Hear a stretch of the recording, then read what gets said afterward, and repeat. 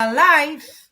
Hi, Jyoti. How Kili? How are you? And Abradeep. Hello, So nice to everyone. see you again.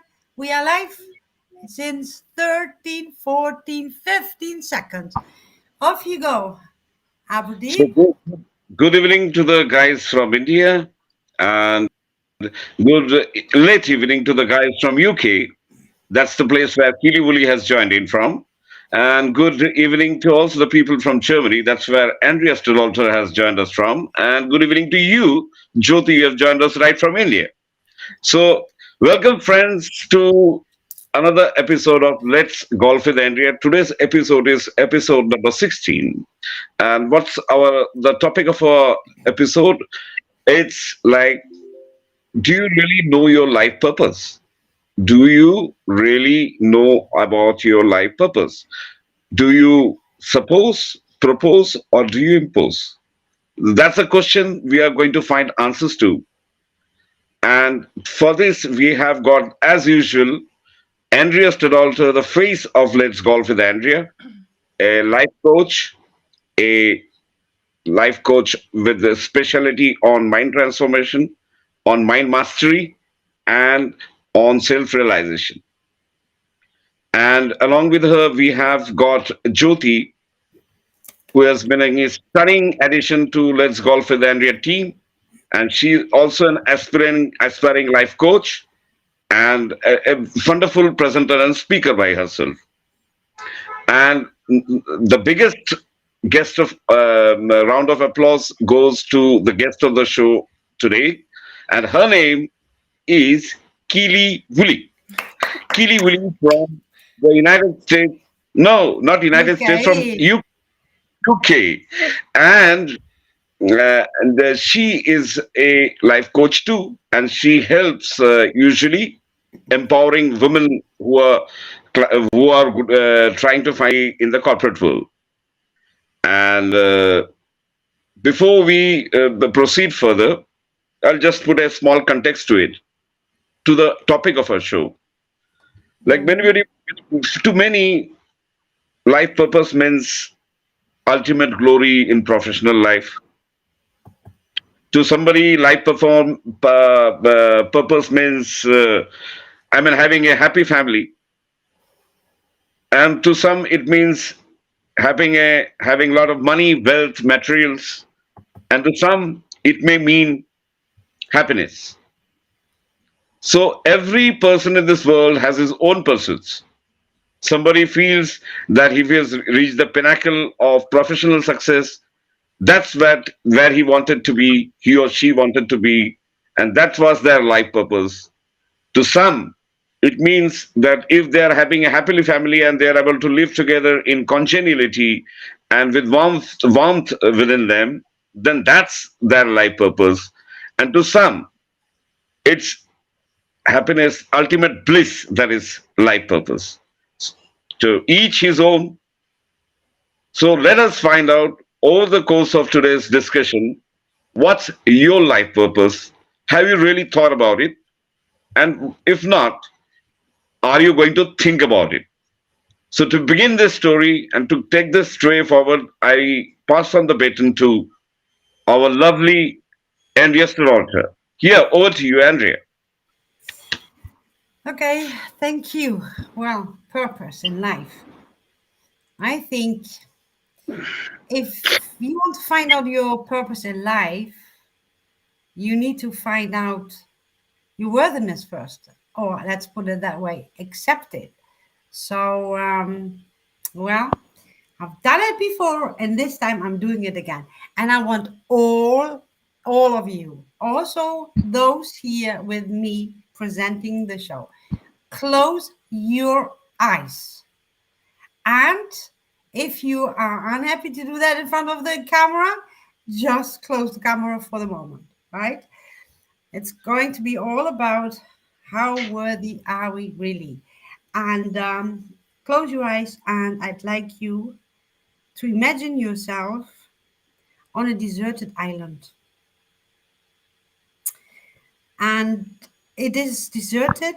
There's nobody there. There are no family members. There are no colleagues. There are no friends. There is not your pad. And I'm gonna say this: there are no couches on, no cows on the beach because you are going to the beach. And I want you to imagine yourself on the beach, completely alone. And you know how beaches could be so crowded, but this one is not. It's completely empty.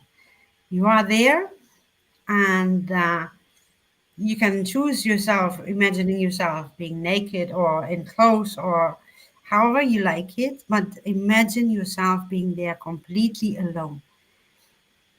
And you hear the palm trees wave, and you feel the sun kissing your body, and you play with the sand in your hand, and you feel the structure of the sand, so beautiful and white.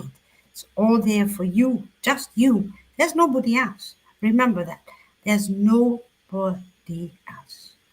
So if you would now have to judge yourself as a person in the range of 1 to 10, where would you be? And I want those people in the audience, please react. And I want, please, the people with me on the show, presenting the show, telling me what number would they rate themselves if it comes to being the worthy person as they are, completely alone on the beach. And I'm looking forward to hearing your answers or seeing your answers whenever you are ready. I couldn't see that. Can you do that again, please? I 8. 8. Okay. And you, Jyoti? A 9? Okay. And Avardeep? I am still searching for my clothes out here in the beach. I wish that sometimes there is a moment that you should be serious. But okay. No, You're searching for you. I was joking. Jokes apart, I would rate myself as 5.5. Okay. So, well, I have a message for you all because we all are at 10. You are Kili, Aberdeep, and Jyoti, and I am, and everybody out there listening to us. We are all at 10. And you know why? Because we are worthy as matter of being. There is nothing we need to do to accept the worthiness. That is society telling us that we need to do something to feel worthy. That is bullshit. What that is actually adding to your here we have 6 and 5s. I'm so sorry, guys. You are worthy a 10, and you need to accept that because it's simple. I don't know, some of you have children and some of you don't. When you're a child, just look at when your child came onto this earth. Did you think that your child needed to speak first and needed to walk first and needed to not dirty their diapers and know how to eat themselves alone without any help? Would you think, would can you go back and can you think how your parents may felt when you came to this world? You were worthy a 10, and that is it. Everything else, when people tell you you need to do this, or when you tell yourself you need to do this or that or the other, it is adding to your self-esteem, but has nothing to do with your worthiness being here. Meaning you are worthy as matter of being. When you can accept that you are worthy of matter as matter of being, you can sit down and look at yourself and think, what do I like in life? What sort of people do I like in life? And I read somewhere, I can't remember. Look at people you admire, and I think bullshit. Don't look at people you admire. Look at yourself. What do you admire about yourself? Do not compare yourself with others because you can't be like them. That's the beauty of life, that we all are unique. You can only be yourself and accept yourself. And it's starting with, hey, I'm a 10 simply because I came here on earth. Yes, because I came here on earth. There are others. There are others who have been returned in the womb of the mother because they weren't ready to be here for whatever reason. We don't know these reasons, but there is a reason that you are here, and it doesn't matter if you are perfect or imperfect, or if you feel that you are not complete. You don't need to be complete. You can, whatever universe planned for you, even if you miss a limb, it was meant to be. And that is a starting point of looking, what is my purpose? You see, if you miss a limb, for example, you can help others in the same situation. And then that would be your purpose in life. Loving yourself and making others see how they could love themselves, even though they're missing a limb. Because that is not about you. It's what is about you is within.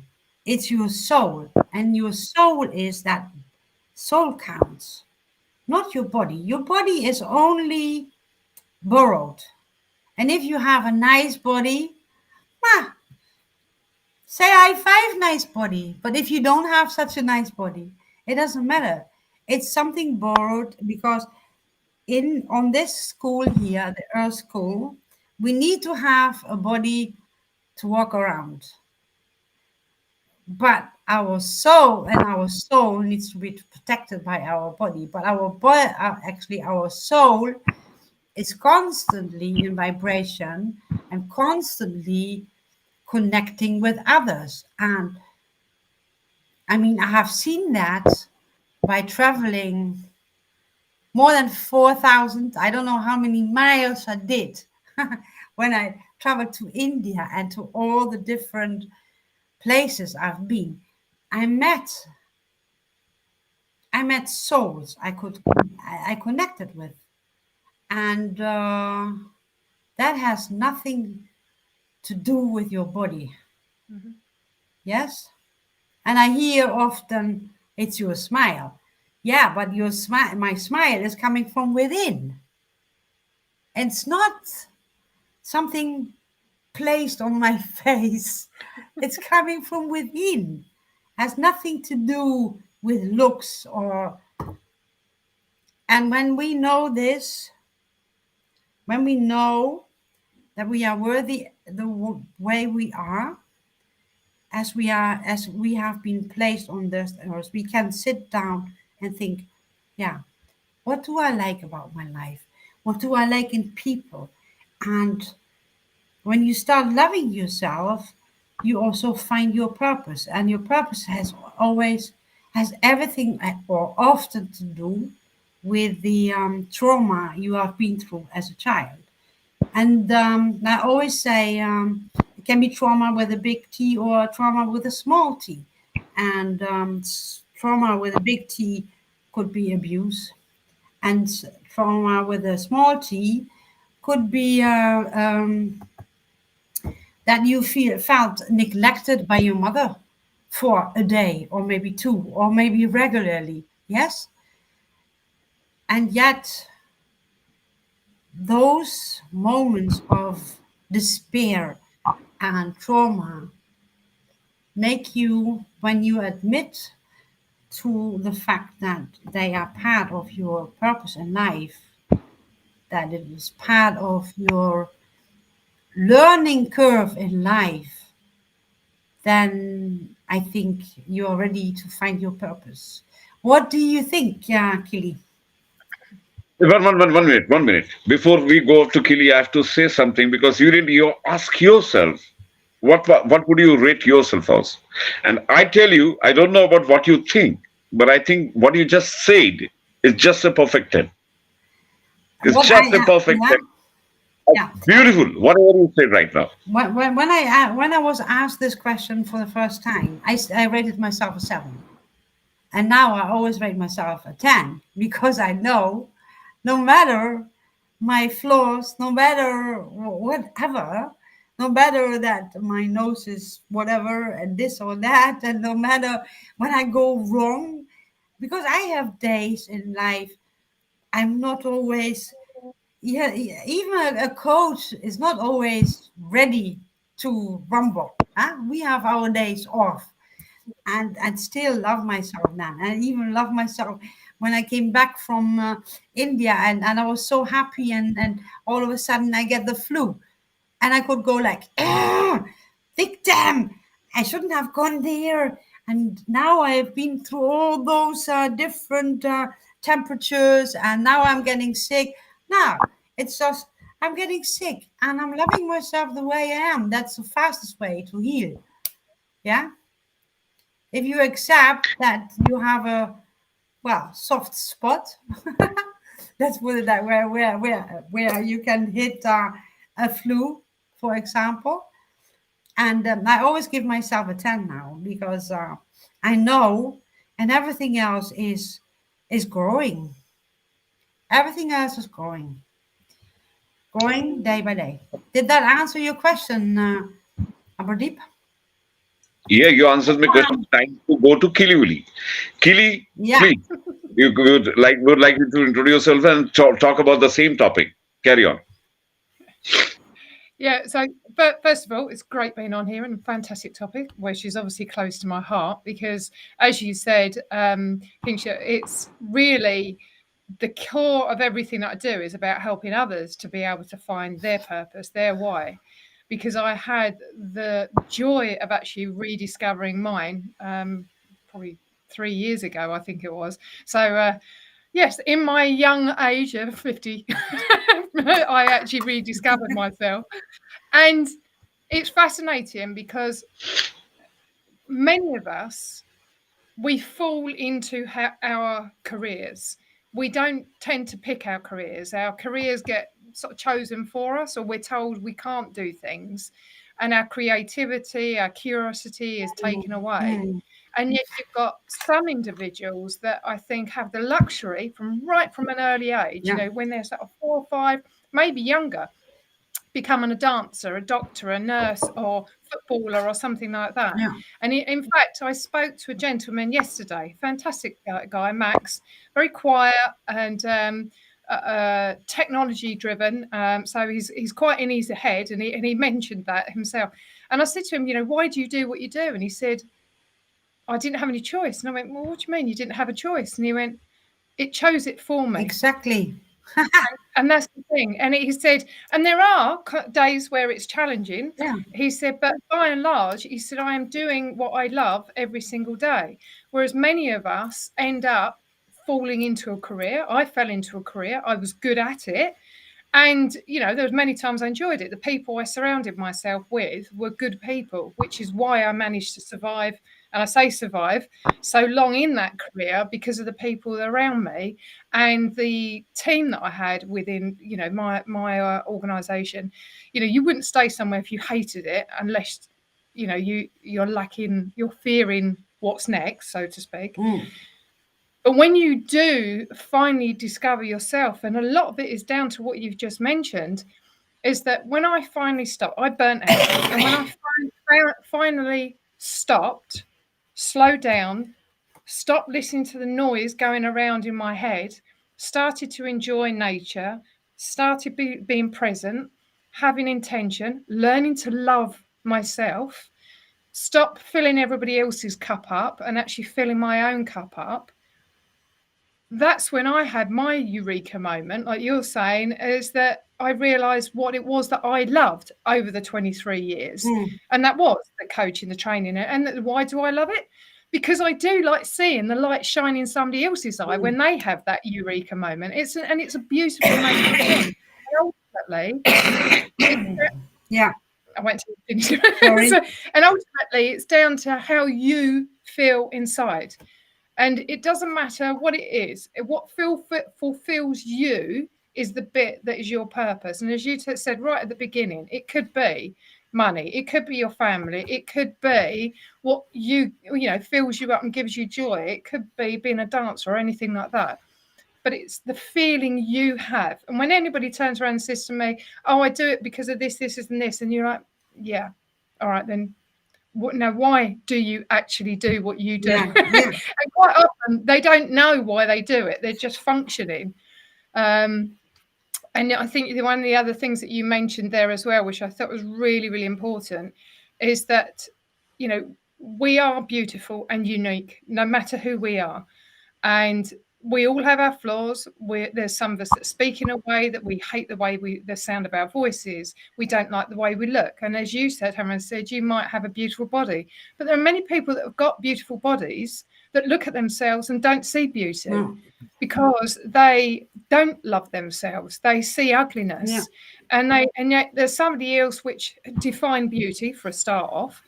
There are others that may be not what someone would define as beauty, and they absolutely shine when they walk in the room because they ooze confidence and they love themselves. So it doesn't matter what they look like. And one of the ladies that I've been mentoring recently, she's got sickle cell, and What does it mean? she has a sickle cell. So with sickle cell, it's a blood disorder. It's actually something that has manifested, it's not the right word, but manifested from protecting themselves from mosquito bites. And it's maybe in the sort of black ethnic minority of Africa. And what actually happens is that our blood, it's sort of like I'm not going to say the technical term for it, but it's basically when it flows through you, you've got like air round circles. It is. I don't know the technical term, and it flows through the system, you know, in a natural way. And when it goes through closed areas, it goes through it and bounces out the other side. With sickle cell, it's literally shaped like a sickle. So when it goes through any of the actual, I don't know what it's called, but technically it doesn't go through properly and it doesn't actually bounce back out again. So it causes them extreme chronic pain, and they're in pain 24/7. Now, there's loads of misbeliefs about it. And now there's things like, if you've got sickle cell, you can't have children. If you've got sickle cell, you can't have a job. If you've got sickle cell, you can't have an education. She smashed all of those. And she's a determined, incredible, amazing woman. And she's now written a book about it because she wants to open up hearts and minds and change the mindsets and beliefs. And as she says, she's doing it because she's living with something that she can't change, she can't do anything about, but there are others around her that are praying for her life because they're experiencing something worse than her. And that's her mental attitude. And she has a purpose. Her purpose is to change the hearts and minds of the people that have got it, the loved ones, the carers, the medical industry that actually think they're all drug addicts when they're not, and also the education system. And that's where it comes to. We all have a purpose. We just need to find what that purpose is and have our own uniqueness in it. So it's probably a bit of a rant that I went on there. We have. Why can't I see this one? So it's in the it's a really long sort of Rohit Raina. Rohit, our friend from Pune. He says a group of disorders that cause red blood cells to become misshapen and break down With sickle cell disease, an inherited group of disorders, red blood cells contort into a sickle shape. The cells die early, leaving a shortage of healthy red blood cells. Sickle cells and anemia and can block blood cells from causing pain. Sickle cell crisis. Ah. And what happens is that they need to have a transfusion on a regular Oh, basis yes. to stop the build-up Yeah. occurring, and sometimes that can occur for a long time. Oh, wow. But there is this misbelief that you can't have children, which is wrong, because if you marry someone that hasn't got it, then when you have a child, then that then means that that child isn't a full sickle cell person, because there's different criterias for it. So it means that there is an opportunity to have children, but Okay. there's misbeliefs. So it doesn't matter. So if the woman has it and the man doesn't have it, they can have children. Yes. Okay. It's like it's similar to rhesus factor negative and positive, isn't it? Because we see in nature that when those two, when they are both positive, that women lose a child or women give birth to a child with a disease. Yeah. Isn't it? Yeah. Okay. Yeah. It's So- interesting. yeah. So you're helping her to also write the book? No, so she wrote the book. So I set her a bit of a challenge on there, because I said, "Oh, you should write a book." You know, this was earlier in the year when I first spoke to her in about April, and she turned around and said, "Oh well, yeah, I really would like to do it by my 50th birthday in August." And I said, "Well, what's holding you back?" And she went, "Time." And I went, "I did mine in 6 days. What's your excuse?" I said, "When you've got a purpose for it, you'll do it." And she did it. Yeah. And it was one of my good friends helped her to get it published and everything like that. And she had it on her 50th birthday. She had the book launch. She looked incredible and amazing. And yeah, it was a really, really proud moment. But no, for my side of it, the reason why I'm mentoring her is, have you heard of the Santander? It's the Santander Women's Leadership Program. And there's women that have got businesses and they're entrepreneurs or they're growing in business, and you volunteer as a mentor effectively to help them in your skill set or genre. And that's how we met. And she's a wonderful, beautiful human being. Oh, wow. Yeah. And you just mentioned you wrote a book yourself. What is it about? It's From Burnout to Bliss, and it's yeah, it speaks volumes. Wow. And it's interesting, some of the phrases you mentioned, which is the ultimate guide to emotional and mental abundance, and it is that creating awareness, learning to stop and slow down, recognizing what causes you stress and things like that, because we do have external factors that happen. Like you said, you got the flu. When you come back, there's nothing you can do about it. And you have a choice of how you're going to react or respond to that situation. And when we start learning to know thyself, then we can then start putting measures in place to be able to manage our stress in the right way. Stress will never disappear from our lives. We need it for protection. But the thing is that I don't know about you, but I don't see many, especially in Germany and the UK, lions walking around. So we don't need to be on that constant state of emotional awareness, or as I call the emotional monkey, and protecting ourselves constantly. But because fear is there to protect us, we don't need it in the same way. And that's where the triggers come in, and it's learning to stop. When I started last week, I was so tired. I had to go to work, and there was a lot of expectations, and not from my side, their side. I took the tram, and after 1 week, now I finally got on the bicycle. And it was such a relief to get out of the tram with all the people and cycling through, because this city where I am, there's a lot of nature, a lot of green. You are within minutes out of the city and in nature, and yes, I enjoyed that. And I got so lost enjoying it that I lost my way back. And it was at a point I was like, I must have missed a turning. So I got off my bike, getting Google Maps out. I was like, oh, I was like, I don't know, 800 meters. I was nearly a kilometer away from the turning because I enjoyed the scenery so much and the nature. Mm. And I think that is also knowing your purpose in life has everything to do with loving yourself first, Mm. isn't it? It is. Because that is the only way. It's the only way. Ah, there she is. There she is. Did you need to change? I am really sorry, but since yesterday 12 o'clock, 12 midnight, it's raining heavily in Pune and there's a lot of internet connections. Yeah, I'm really sorry about it. No, no, it's it's okay. okay. It's okay. It's Perfect. okay. Perfectly I okay. We didn't didn't realize. personally. Okay, so where were we? Like No, we were. I'll just give you a context of what happened while you were not there. Keely Yes. Woolley told about her a little bit about her journey and about how she came on to decide her life purpose and how she found out that it's important to be aware of yourself first before getting awareness, and that's what again Andrea reiterated.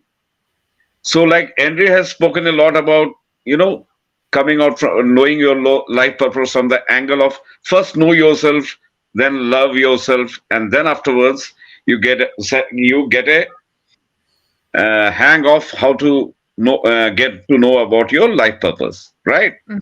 That's what Andrea said, and that's what Kili too also said, and I also believe that is the same. Now you can tell, like, how to find out your life purpose. Yes. Okay, Yes. before I, yes, thank you so much for giving me an opportunity. But before that, I would like to come back to the same exercise that we did just now. We went on a beach and we were all alone, and we had to imagine that there's no one. When you cracked the joke that you will like to give it a 5.5, I gave it a 9 only because I was somewhere in my mind. I just thought that I had to go back again. It is not for entire my journey that I'm here, so that's the reason I just deducted 1 marks over there, so I gave it a 9. But then Yeah. if you are alone on any beach or anywhere in the universe, no one cares what you are doing, what you're wearing, whether you are wearing or not, doesn't matter a lot to Yeah. anyone. Okay, so that is one thing. And I always have followed this thing that be in the moment.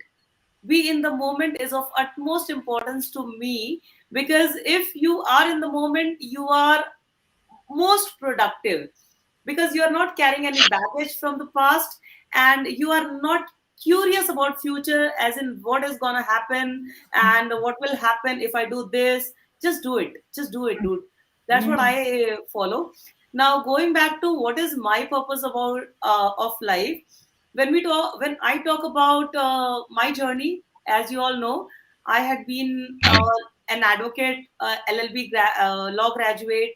I practiced for 5 years in Calcutta High Court, and then I came back to a business operations. Okay, and that was actually the journey wherein I was understanding where everyone is heading. Everyone is going for the rat race. Mhm. Okay, so he's better than me, he's doing well, I'm not doing Yeah. well, or something or the other. That was a rat race. And it was during that corporate journey of 15 years that I noticed a common thread amongst many of the colleagues and peers, and definitely my subordinates or superiors and everyone. They always have a longing for personal growth, fulfillment, and a sense of purpose beyond their careers, but no one is opting for it right now. I see Mhm. 90% of the people are continuing the way it is, and Yeah. that realization ignited a passion within me to become someone, who can help these people who are out there. Because what we say is, only in sports it happens that there is a cheerleader who is cheering to make the player feel comfortable. But in life you have to be your own cheerleader. So Yes. I always have given it a deadline to anything whatever I have done, be it my law, whatever organization, be it mortgage, be it insurance, be it hospitality. I have given it a deadline, 5 years, 6 years. If I'm reaching there, good enough. If I'm not reaching there, definitely there is a shift that is required. So once you're able to understand when is that shift required, that's when life happens to you. Yeah. So that is my understanding. I had this week, I came across this question, staff members. Do you think that you have a best friend in the company? I saw how many people had reacted on it, and it wasn't a lot, but yet significant more than being in alignment with the purpose of the company. Let's put it that way. And I just popped something in the meeting, and I said, if you say yes to this, then you must be a very lonely person. And they were like, no, no, no. There were many explanations for why not. And I can only give one explanation for why yes, because work is work. And yes, we should have emotional intelligence within the company. But my best friend, I find in my surroundings outside the job and not within the company. Because there is something we need to separate. If we can't separate the one from the other, yes, there was said we are together like 8 hours a day, right? 8 hours a day, but the day has 24 hours. So what are you doing with the other, 12? Am I saying that right? Six. What are you doing with the other?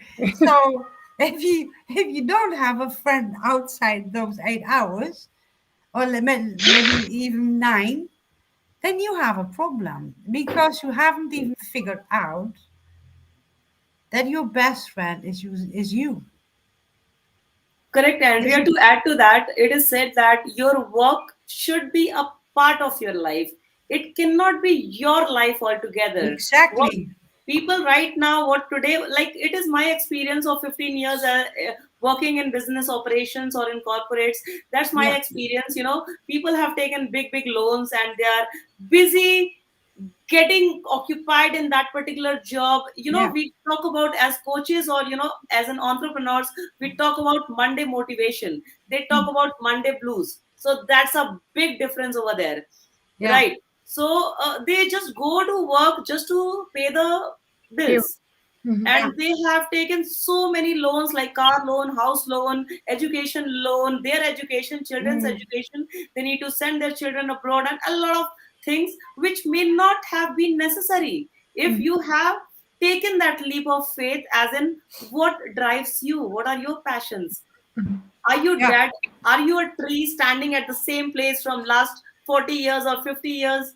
No, you are a living being. So you just need to move from one place to other. You are not a tree to be They there for your lifetime.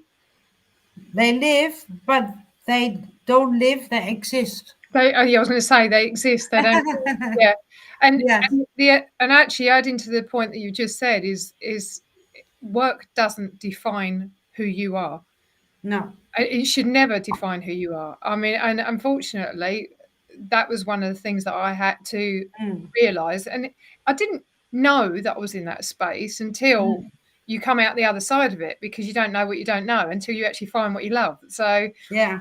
and it's that eureka moment, which is why, as you say, it's so important to be able to help others to escape it or avoid it altogether. So if we can actually change the heart sets and minds of youngsters So they don't go into the same traps that we've fallen into, that sort of rat race that you've spoken about, always chasing the end goal and learning to actually live the here and now and be present, not looking back at the shoulda, woulda, couldas, not looking at the future where it might be.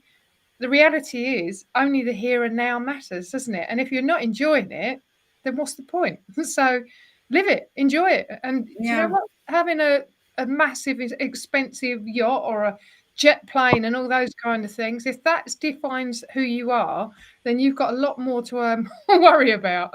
It doesn't make you significant, that's for sure. No. It's for a short while. Mm. And when you were talking, I was just thinking, what's different between my generation and the generation from my children? For example, they're 25, 30, and to up to 45 or so. Mhm. I think it is we allowed them to think. That I can only talk from my side, but when I grew up, I was told and had to adjust. Mhm. And when my children were small, I made them ask. Mhm. And I think I'm not alone. There are more in my generation that we brought our children to ask questions and not to just tell them this is how it is. You just need to comply. This is how it is. No, we brought them up in the way of ask your questions. And I see in this age range of 25 to 45 and younger. I mean, I see, and Aberdeep, you will agree, we met people in Bangalore, and I also met them here in Germany and in the Netherlands. They question their lives more than I did, for example. I existed. Mhm. I existed until the age of 58, until I realized, damn, this cannot be it. Yeah. And I feel, if I look around me and I listen to you, the young people, and for some reason I attract those young people, which is nice. Mhm. That is really nice. And I see a change. I see a change in them compared to my age when I was like that. And I embrace this. I really embrace this because they, there's always there are always sequences in life, and now we have reached a generation that is asking questions, and they're asking serious questions about their lives and their purpose in life. Mhm. Who am I? Starting, who am I? I know my name. I have this nephew. He's constantly talking about it. But yeah, I'm his aunt, so we don't talk to aunties, right? We need to do this with a third party. And constantly, and his mother is saying, why is he so searching? I understand why he is so searching. Because he wants to escape the rat race of society. He feels that he knows and he feels he's unhappy in the world he lives right now. So he wants out. And we saw that in the young people in Bangalore. And Aberdeep, you will actually say something to it, hopefully. Even one connected with me yesterday wanting to live for a while in Europe. And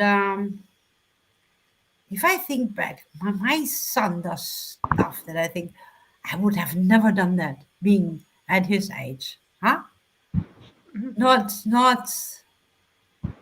the world it's not only that the world has become so much smaller, but the world is also giving us news about countries, and that we can make a choice, that we can actually look at things and compare and think, that is not what I want. When I was their age, I didn't have this Guts.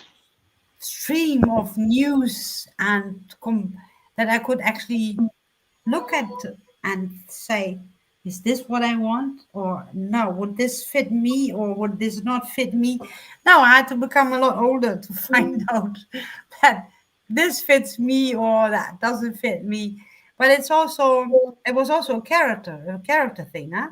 Mm. Don't forget about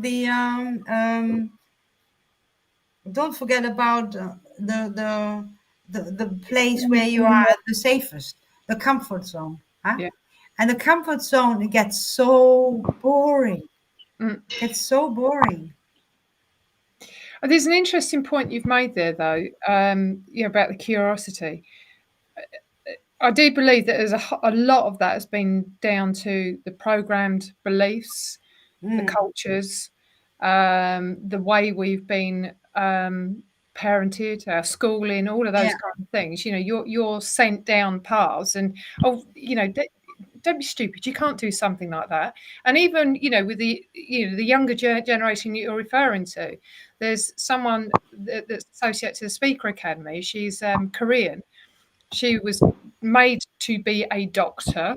She didn't want to be a doctor as a child. She was very, very creative, fantastic artwork. She'd made a magazine, and she was very much into the Japanese. What's it called? God, brain's gone this evening. But it's like the Japanese magazines that they have with all the artwork. And she was told by her mum, you can't do that. Don't be ridiculous. When she was a youngster, forced to be a doctor, nearly died as a result of it because she was working ridiculous hours. This expectation, you've got to do certain thing. She hated her job. She hated her life. And eventually, she actually did have this wake-up call. There was more to it than that, but she then went down the path of actually doing what she wanted when she was a child. And she's now exceptionally successful. She was told that because she's not Japanese, she wouldn't be able to do it, when she's actually part of the community that does it, and she now trains other people how to do it. But I think that's the thing, is I think the younger generation have been allowed to be more curious. They're not being shot down. That's what I'm saying. Yeah, and we have been programmed. I mean, especially, no disrespect, as women, we've been told, oh, don't be ridiculous. You can only be like a secretary or a housewife or yada yada yada. So you're dismissed. So you don't even. I wanted to be, not because I wanted to kill people. I wanted to be a fighter pilot because I wanted to fly tornado aeroplanes. I used to be in the Air Cadets, and women weren't allowed to do that then. It wasn't until I was 26 years old we was allowed to do it. They've just been able to do something really exciting and powerful, but I was told no. So I ended up being a secretary instead, and I hated it. So I found another path instead. But it is that curiosity that they've been allowed to be curious and ask questions and not dismiss. And there's so much we can do now. Businesses that I didn't even know exist, and it's fantastic. So and it's great that they can. The flip side to it is that there is also this expectation that they can have everything yesterday, and it actually happens overnight. And actually, the reality is we do quite often have to work for what it is that we actually want to achieve. It doesn't just happen like that. So well, I was fortunate to have someone in my program, 90-year-old, a businesswoman who had it all. There's several businesses, and she was doing this mindset mastery because she wanted to leave a legacy in love and connection, making sure that her family understood it's not about money, it's not about what we own, it's not about what the shares we have, it's not about It's not about the house, the car. It's not. It's not about that. Mhm. And that was at 90-year-old. That is so. That is. The woman cracked it finally. She cracked it finally, huh? For herself and for her family. Mm. That is. It was amazing. It was amazing when you have everything and you don't have everything because you realize you do not have everything. The one thing you do not have is love and compassion. Yeah, Can I love say and something? compassion. Can I say something about how you evolve a purpose of life? For example, a person who now wants to get into this evolution phase, like to know what's the purpose of the life. So I will talk about an example by giving an example. Like when my younger days, I quickly understood that the only skill that I had was communication skills and voice. Mm-hmm. Nice voice solutions and nice way to communicate. Then I had to Mm-hmm. learn to communicate sensible things and without hurting. So I learned once I knew that I knew to put in the right words. The next step was to talk with sensibility and to not hurt anybody's sensitivity. Then, as went on, I used this voice and communication skills for enjoying success in my corporate ladder.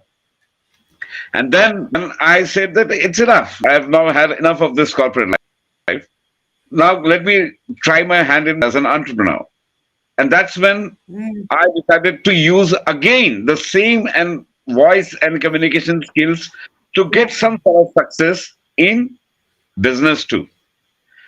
And now, once I had seen that I had got reasonable success in business too, then what? Then what is my life purpose? What is my next level of life purpose? Is it that is next is I decided to give to focus on myself and use this for uplifting others. Mm. And that's how that voice and communications that shape my life purpose, right from a professional journey to a business journey to now what is called an upliftment journey. And that's Mm. how actually it has gone into the evolution of golf. Yeah. And and it's all started with voice. It's all. So sometimes some people who is watching the show, maybe there is a youngster amongst the audience. Yeah. He and there is a person in his middle ages. Both for both the purpose and life will be different. A Yeah. person who is in the middle ages, his purpose in life is slightly, you know, weighed down by priorities like EMI priorities, family priorities, professional priorities, ifs, buts, and this and then, if but then else that. It's a it's a huge curve. I mean, it's very difficult to get out from that Mhm. point to actually seek out your life's purpose. But youngsters, people less than the 30s, like 20s to 30s, who are evolving their life purpose, they have all the time and Mm. energy and money to actually evolve out there and fight out, seek out their life purpose.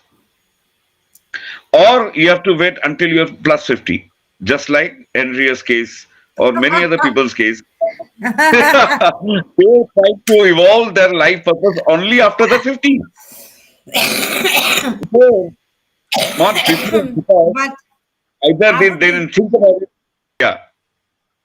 do we actually evolve or do we go back to where we were pleasant in the age of 1 to 8 So, years old, where we were pleasant and where we acknowledged our child and where we were accepting everything as it was with ease and not being programmed by society yet. What is it? after Huh? 50, after Because it's 50, a it's a per- it's a choice. I can I have say, heard. Yeah. Can I say? Can I reply? After 50, it is age reversed. Actually, you are going back towards your childhood. We do. Yes. So it's a Why reverse. do it? Why It is not do a it with reverse evolution. intention? Yeah. It's a reverse evolution that after 50 you start slowly going back to almost to where you were a child. So you're right. Yeah. That evolution is exactly going back to where Yes. childhood. Yes. But is that? But you're actually talking about those having the old age sort of diseases like help me out, girls. I'm talking about intentionally going back, making the choice of recognizing the Yes. child within. That You is a have to make a different choice. thing than You have to make a becoming choice. losing your You have to make a senses. choice. And before you tell about some how who have been giving us comments, we should give an opportunity to Jyoti. Jyoti was raising her hand. Jyoti, what Yeah. did you want to say? Yeah. Yeah, I just wanted to say, like what Andrea said, definitely it's not about age. And when you realize it may be, 18 years of age, 24 years of age, 40 years of age after retirement. Because today I had a word with this gentleman who was in Indian Air Force.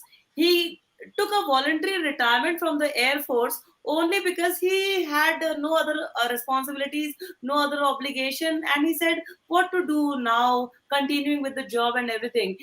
So what we were talking couple of minutes back is India was saying that at that point in time we took a decision, we made a decision, and Kelly was on the similar lines, in the sense definitely I'm on the similar lines. Like we took a decision, and right now the kids, who are the kids, they have all the gadgets in place, and they are least bothered about checking with their parents or their guardians what Mm. exactly they should do. But at that point in time, when we talk about our age, Mm. okay, when we were kids, we accepted, we were not told, we accepted that we are adults. So this particular term, with this particular term came the responsibility of we are adulting. It is basically just a fancy way of saying I have no idea what I'm doing. Mm. Do you resemble the same thing with the kids of today's age? They know exactly what they're doing. They know whether they need to go for a law or a engineer or a doctor, or they want to be a digital entrepreneurs, right? So I will give you just one example in 2 minutes. So I was, right now, if I think back those days, then I can say that I was a pattern breaker Mm. at that point in time, wherein people used to say, even my family members, I must say, they used to call me antisocial. And now I realize that being antisocial is if you are not following the norms, what society Uh-huh. asks you to Uh-huh. do. Yeah. What a society asks you to do. Yeah. So I will tell you just about Yeah. about my family. My family is third generation doctors into medical business, right? Medical professionals. So my grandpa, my father, my sister's husband, everyone is doctor. So at that point in time, I was in class 8, and I remember that particular time, when my father asked me to be on a particular stage and talk about Incredible India. At that point in time, right now I'm of whatever age. At that point in time, I was just 8. Okay, and I got fumbled. I did a mess on the stage. And that's when I realized that the only way to get out of this introvert, that was my decision at that point in time, Mm.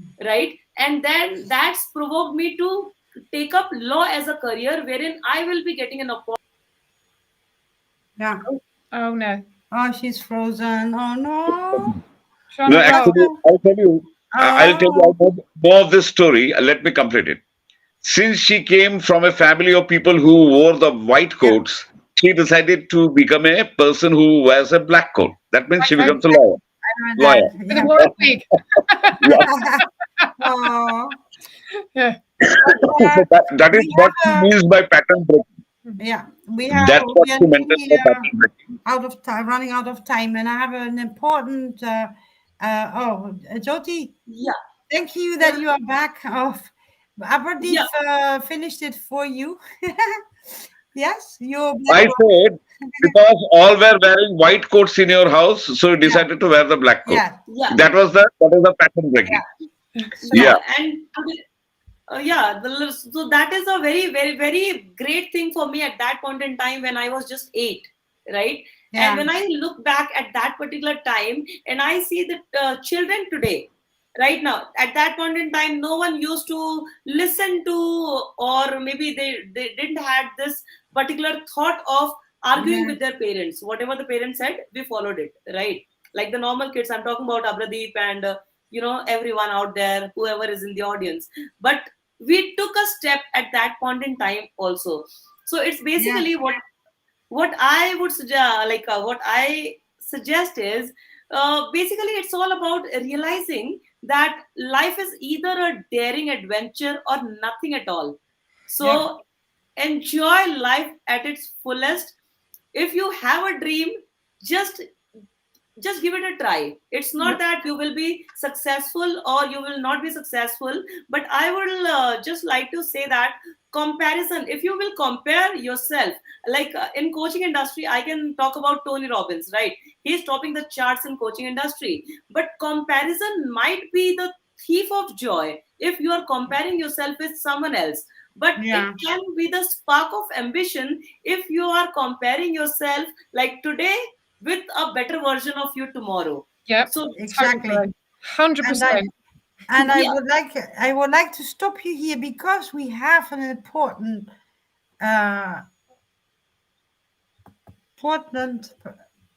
announcement here.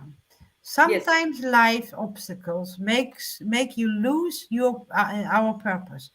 What is your opinion on this? It's funny. I actually read that, and I wanted to actually respond to Yeah, it. exactly, because it needs a response. Yeah, It needs a response. and my response to that is that life will always throw things at you, and there's nothing you can do about it. The No. only thing that you can do about it is how you respond to that situation. Yes. And if you keep on returning back to your purpose, the thing that gives you passion, what gives you joy, what gives you purpose, then those obstacles are no longer obstacles. They are problems that you can find solutions for and resolve them, and just see them as projects in their own right. Yeah. And ask yourself the question, what am I learning from this? Exactly. Nice. It's learning school. We are in our school. Mhm. And it never stops. Yep. There are ups and downs, and there are challenges, are thrown at us, and you can go, "Oh my gosh, what's happening to me? This is so bad." Or you say, "Oh, wow, is this what's coming towards me now? Well, let's see what is going to happen out of this one." And then it's becoming fun. Yeah. As hard as it is, but then it's becoming fun. Yeah. That's why people end up being so resilient, because they are asking that question, what am I learning from this experience? Rather than, as you just voiced, is that, oh, life is terrible, woe is me, everything always happens. And the reality is that everything doesn't always happen to you. No. When you talk to everybody, everything is happening to people day in, day out, for different levels, different degrees. But when you have that mindset of what am I learning from this, it changes the narrative, and you grow from it rather than shrink from it. So exactly, life is happening to you. No, it's happening for you. Yes. Yeah. That's how. And I would like to quote something. That is Newton's third law of motion. To every action, there is an equal and opposite reaction, right? What we have believed is whatever Newton said, there will be an action and you will have to react. We can't go into that zone wherein life is happening to you, as you said. So if something is happening, there has to be an action, and automatically let life give you a reaction. You don't react. If you react, then everything will stop. And that's what the question is. Fantastic. Well said. Well Yeah. said. Yes. You lose your purpose when you try to react. Don't try to react. Just Yeah. act. Yeah. You will all. Exactly. Yes. That's Keep what. mum. All right. We have. Well, we are over our time now. Almost 5 minutes. I would say thank you so much, and it was a wonderful discussion. And live life every moment and every day. Yeah, Thank you. thanks a lot, Keely, for coming to the show and sharing your nice views on this program. And thanks, as usual, for beautiful insight, and to you too, P, for passing on some nice adages and quotes whenever electricity and internet connections didn't get in your way. And by usually, friends, for your patience and giving us our time and valuable time and staying with us at the show. Hope to see you again tomorrow. Tomorrow it's at a later. It's an earlier time, 7 p.m. India, right? So tomorrow the show of Let's Golf with Henry is at not at 9 p.m. It's at 7 p.m. India. Please note the change, and we look forward to see you Is once that again. so? Yeah, By Oh then, yeah, yeah. enjoy the Okay, weekend. it's Australia. Yes, yeah. the coach is coming from Australia, so we changed it a bit. Yeah. Yeah. Okay. Okay. Bye. Yeah, bye. Thank you so much. Bye bye. Bye. Thank you so much. Bye. Bye. Bye. Bye.